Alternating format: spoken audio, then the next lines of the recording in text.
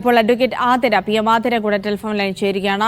ആതിര, അതായത് ഇപ്പോൾ report പുറത്തുവിടണം, RTIയിലെ section 10 പ്രകാരം വ്യക്തികൾക്ക് അപകീർത്തികരമായ പരാമർശങ്ങൾ നീക്കിക്കൊണ്ട് അത് പുറത്തുവിടണമെന്നുള്ളൊരു നിർദ്ദേശമാണ് നൽകിയിരിക്കുന്നത്. സ്വാഭാവികമായും ഈ റിപ്പോർട്ട് പുറത്തു വരുമ്പോൾ മാത്രമാണ് അതിലെ ശുപാർശകൾ എന്താണെന്ന് മനസ്സിലാക്കാൻ കഴിയുകയുള്ളൂ. അതുകൊണ്ട് തന്നെ വളരെ ഗുണകരമായ ഒരു തീരുമാനമാണ് സംസ്ഥാന വിവരാവകാശ കമ്മീഷനിൽ നിന്നുണ്ടായിരിക്കുന്നത്, അല്ലേ? അതെ, കുറെ കാലമായിട്ട് സിനിമാ മേഖലയിൽ പ്രവർത്തിക്കുന്ന സ്ത്രീകളുടെ ആവശ്യമായിരുന്നു. അതിന്റെ ഭാഗമായിട്ടാണ് ഹേമ കമ്മീഷൻ നിലവിൽ വരുന്നത്.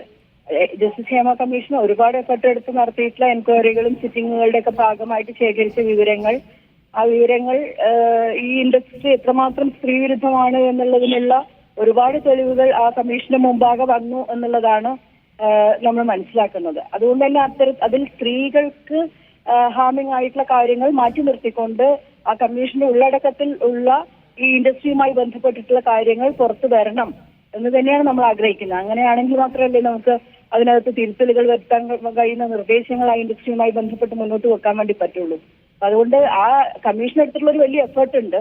ആ എഫേർട്ടിന്റെ റിസൾട്ട് പൊതുസമൂഹത്തിന് കൂടി ഉപകാരപ്രദമാകണം, അതുപോലെ തന്നെ ആ ഇൻഡസ്ട്രിക്കും ഉപകാരപ്രദമാകണം. അതിന്റെ ഭാഗമായിട്ട് അത് പുറത്തു വരാൻ ആ ഭാഗങ്ങൾ ഹൈഡ് ചെയ്തുകൊണ്ട് പ്രധാനപ്പെട്ട ഭാഗങ്ങൾ അതിന് ഒരു അഭിഭാഷക എന്ന നിലയിൽ കൊണ്ടൊരു കാര്യം ചോദിക്കട്ടെ.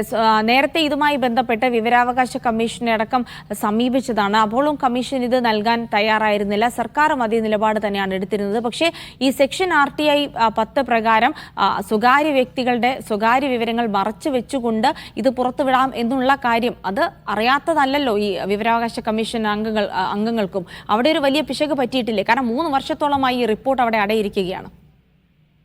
അല്ല, സ്വാഭാവികമായിട്ടും അത് സംബന്ധിച്ചിട്ടുള്ള കാര്യങ്ങൾ അത് ഒരു ഭാഗത്ത് മാത്രമൊന്നല്ല റിപ്പോർട്ടിന്റെ ഈ പറയുന്ന രീതിയിൽ ഉണ്ടാവുക. അപ്പൊ അത് എങ്ങനെ ഹൈഡ് ചെയ്യണം, എങ്ങനെയാണ് അത് പുറത്തു വിടേണ്ടത് സംബന്ധിച്ചിട്ടുള്ള ആകുലത, പുറത്ത് വന്നാൽ എത്ര ജീവിതങ്ങൾ അത് ബാധിക്കുമെന്നുള്ളൊരു കരുതലൊക്കെ അതിനകത്ത് ഉണ്ടായിട്ടുണ്ട്. പക്ഷെ അതല്ലാത്ത രീതിയിലേക്ക് പൊതുസമൂഹത്തിലേക്ക് എത്തിക്കാൻ പറ്റുന്ന വിവരം, വെളിപ്പെടുത്താൻ പറ്റുന്ന വിവരങ്ങൾ വെച്ചുകൊണ്ട് അത് പുറത്തേക്ക് തരാനാണ് ഇപ്പൊ തീരുമാനമായിട്ടുള്ളത്.